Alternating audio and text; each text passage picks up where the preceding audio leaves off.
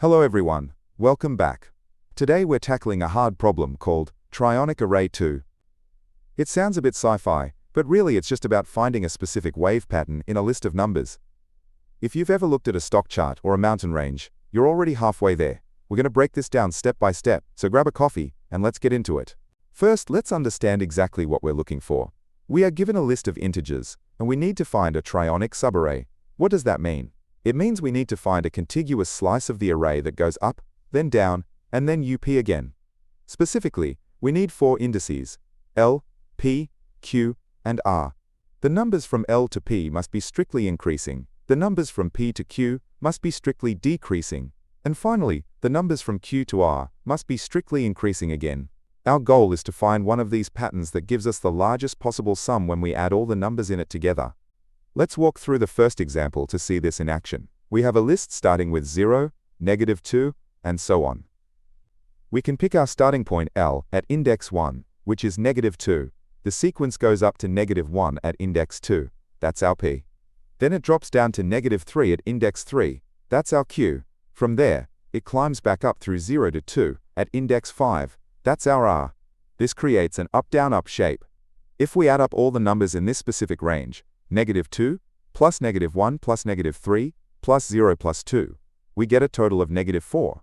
This turns out to be the maximum sum we can get for any valid trionic shape in this array. Just a quick heads up before we dive into the logic. I'll be using Python to explain the solution because it's really readable, which helps when we're learning the concepts. But if you're a Java, C++, or JavaScript developer, don't worry, I've included full, ready-to-run solutions for those languages at the very end of the video. You can just skip to the end and pause on your preferred language. So how do we solve this efficiently? The naive way would be to check every possible combination of start and endpoints, but that would take forever. The smart approach, which the editorial calls grouped loop, relies on a key observation. Once we identify a full up-down-up pattern, say ending at index R, the next possible pattern can't just start anywhere. The most logical place for the next pattern to begin is around the valley, or the third segment of the current one. This allows us to scan through the array almost linearly, finding these mountains and valleys in groups rather than resetting completely every time. Before we get into the code, let's talk about the real reason people fail at LeetCode. It's not because they can't reverse a linked list. It's because they break their daily streak. I built my daily to-do specifically to solve this.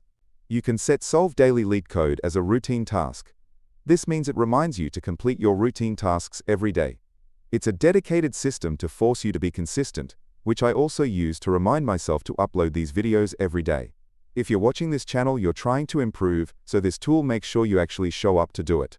I also want to be 100% transparent about how this app will grow. I am an indie developer, not a big corporation. I will never take away a free feature you already use. Core features like repeating tasks remain free forever.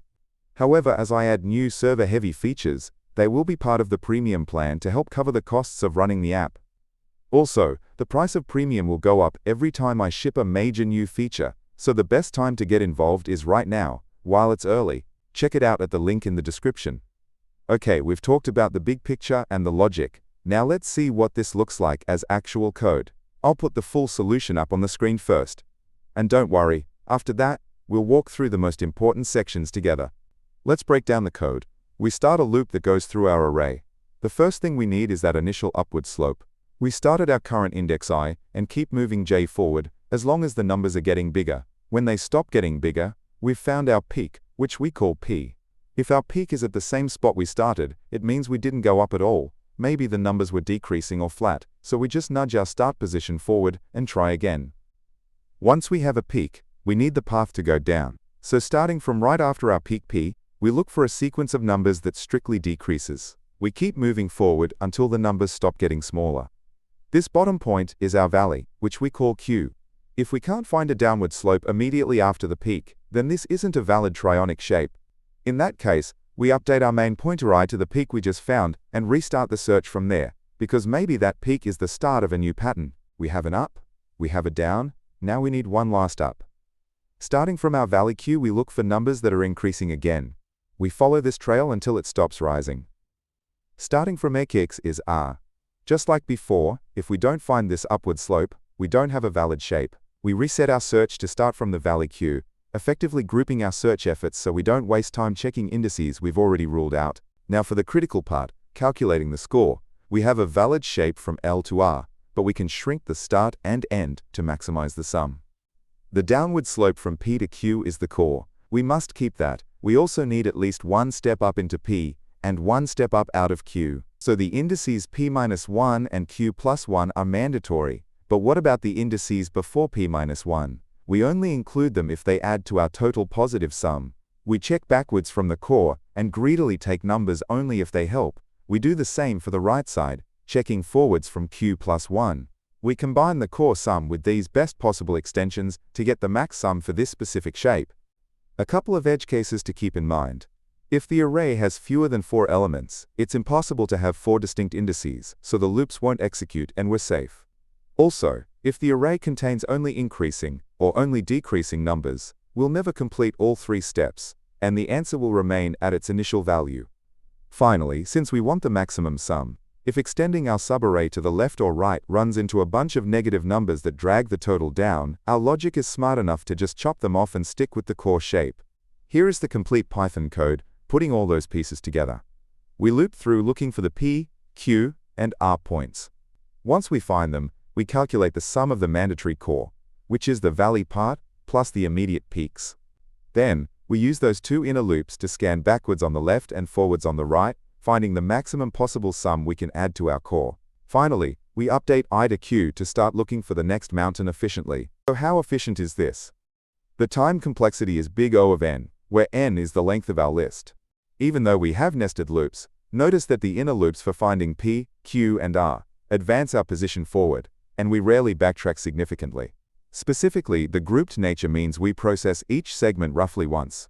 The space complexity is big O of 1, or constant space, because we're just using a few variables to keep track of indices and sums, not creating any new heavy data structures. Alright, that covers the main solution in Python.